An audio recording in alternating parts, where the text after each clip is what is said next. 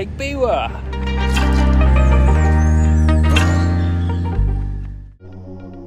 Hi and welcome to our video on riding around Lake Biwa. We recently made the 200-kilometre bike ride around Lake Biwa, spreading it across 2 days with some camping at the northern end, and we wanted to share our experiences and give some insight into this. We left Tromotsu and made our way along the smooth cycling path. The first big decision you might need to make is whether to cross at Omihashi Bridge or make your way further down to the Sedegawa. We decided to do the Sedegawa and pass the Zeze Castle on the way.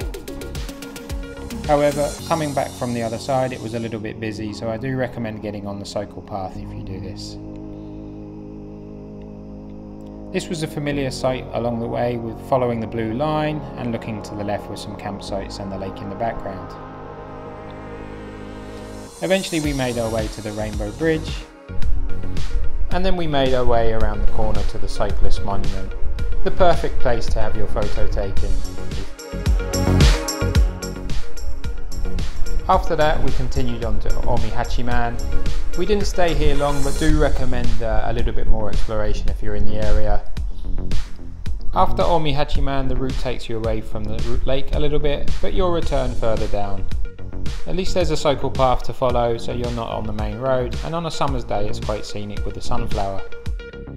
One of the main attractions on Lake Biwa is a trip to Hikone Castle. It's just a kilometre up the road, but well worth it. If you're looking for some local cycle support, then at Maibara Station the Lake Biwa Rent-A-Cycle group is there. We made our way around to Makino on the other side of the lake. You do come off the lake and into the mountains a little bit, and there is a little bit of a hill climb, but it's not too bad. We were in a bit of a rush to get to the campsite before dark, so not much footage here except this photo. There are a lot of camping options at the northern end. It's very beautiful, so it's also very popular, so we do recommend booking in advance wherever you stay.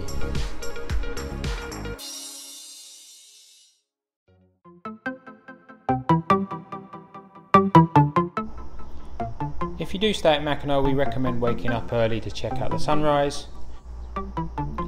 Also head inland and check out the tall trees at Makino Pickland. It's very picturesque.